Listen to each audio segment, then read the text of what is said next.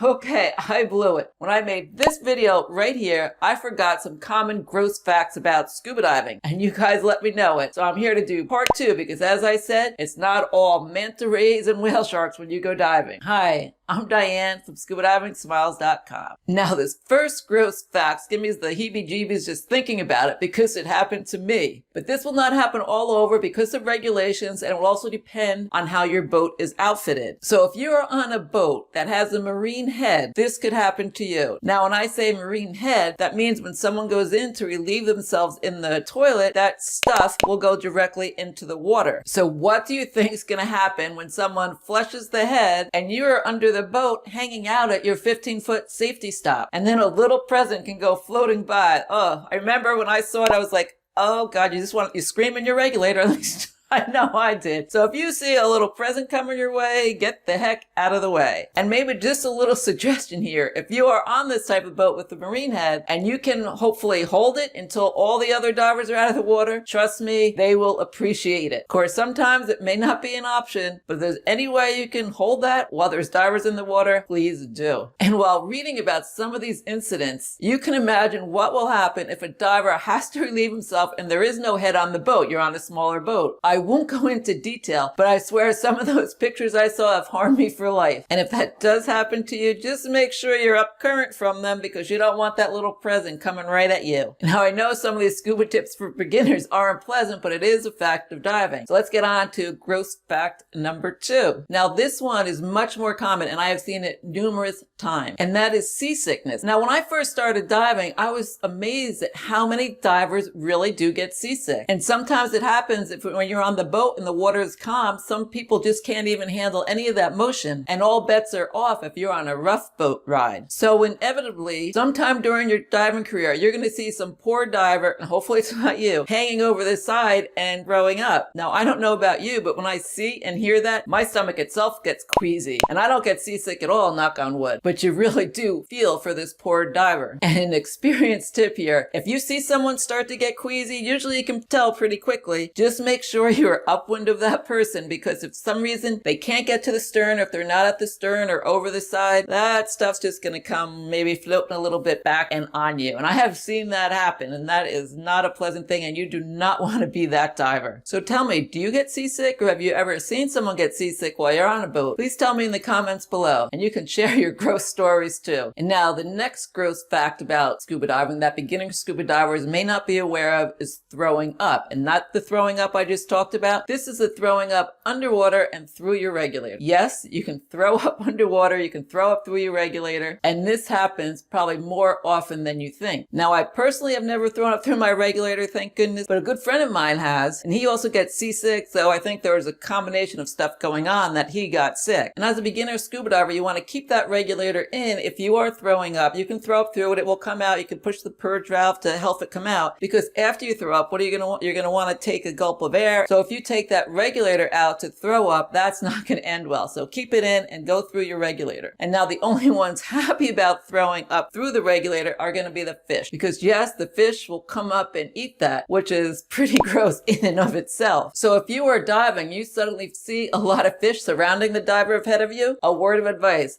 get out of the way. And actually, when I was reading about all this stuff, I was reading stories where the fish will actually eat that stuff I was talking about in gross fact number 1. So a word of advice for all of these gross facts is get out of the way. And I hope it's not you. So if you missed that first video I did about gross facts about scuba diving and tips for beginning scuba divers, you can watch it by clicking on this video right here. And let me know if I forgot any other facts. Maybe I have to do part 3. I will also link to the first video in the description below. In the meantime, happy and safe and less gross diving.